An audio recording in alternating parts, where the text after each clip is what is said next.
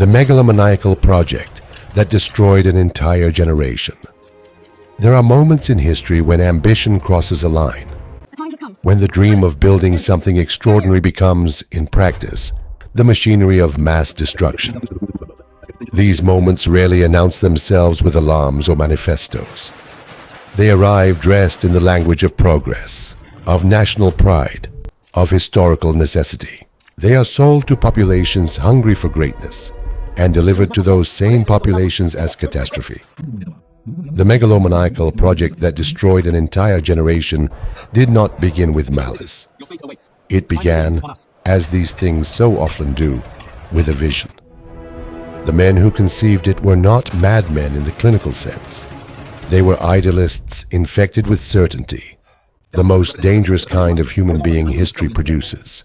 They looked at the world around them, its poverty, its disorder, its apparent stagnation, and decided that through sheer force of collective will, they could remake it entirely. What they proposed was not reform. Reform is cautious, incremental, attentive to consequence. What they proposed was transformation on a civilizational scale.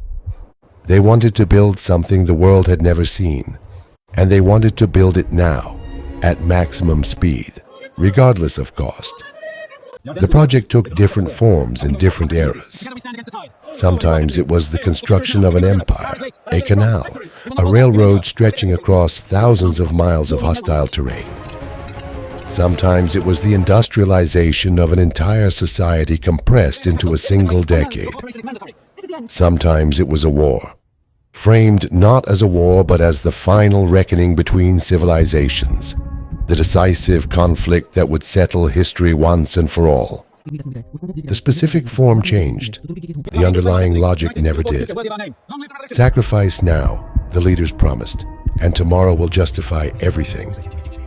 The generation that bore the weight of this promise was not consulted. That is the essential feature of the megalomaniacal project. It does not ask. It conscripts. It mobilizes. It demands. The young men and women who found themselves inside the machinery of this ambition had often been raised to believe in it, educated to see their participation not as sacrifice but as honor. Their identities were shaped around the idea that they were the instrument through which history would turn. This was not accidental. The ideological preparation of a generation is always the first phase of the project, the phase that makes everything else possible. What followed, in every iteration, was devastation. Not merely the physical casualties, though these were immense, the bodies in the trenches, the villages emptied of their young men, the families fractured beyond repair. The deeper destruction was existential. It was the erasure of possibility. An entire cohort of human beings who might have become doctors and teachers and artists and parents, who might have built slower, quieter, more durable forms of human happiness, were instead fed into a mechanism designed around one man's or one regime's or one ideology's conception of what the future should look like. The survivors were not spared. This is the part that memorials often fail to capture. To survive a catastrophic collective project is not to escape it. The men who returned from the front, from the fields, from the labor camps, from the failed revolutionary experiment, returned as strangers to themselves. They had seen things that language could not hold. They had participated in things they could not speak of. They carried a knowledge of human capacity for both suffering and cruelty that permanently altered their relationship to the ordinary world. Their families noticed this. Their children grew up in the long shadow of it. The women of that generation bore a different but equally devastating burden.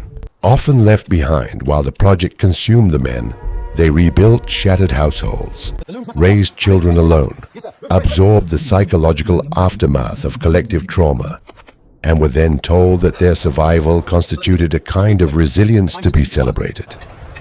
This framing served the same ideological function as the original propaganda. It made their suffering legible as something other than what it was, the consequence of decisions made without them, by people who never saw them as fully human. What history records as the end of such projects is rarely the end. The official termination, the armistice, the collapse of the regime, the abandonment of the plan, is only the end of the visible mechanism. The invisible one continues for decades. It lives in the bodies of the survivors as chronic illness, as psychological wounds that were not yet named. It lives in the broken families, in the demographic hollows, in the communities that never recovered their density or their confidence. It lives in the collective memory, which is always distorted by the need of those in power to extract from catastrophe some form of meaning that preserves their legitimacy. The great question that such projects force upon us, and that we consistently fail to answer before the next one begins, is why? Why does it keep happening?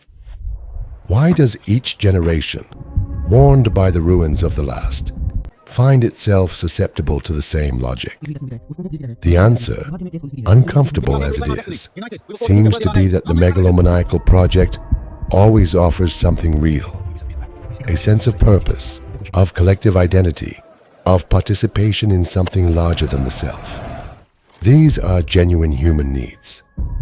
The tragedy is that they are so easily weaponized. The tragedy is that a generation can be destroyed, not by something it feared, but by something it believed in. To understand this is not to excuse it. It is to take it seriously enough to resist it, because the project is never entirely finished. It is always somewhere beginning again.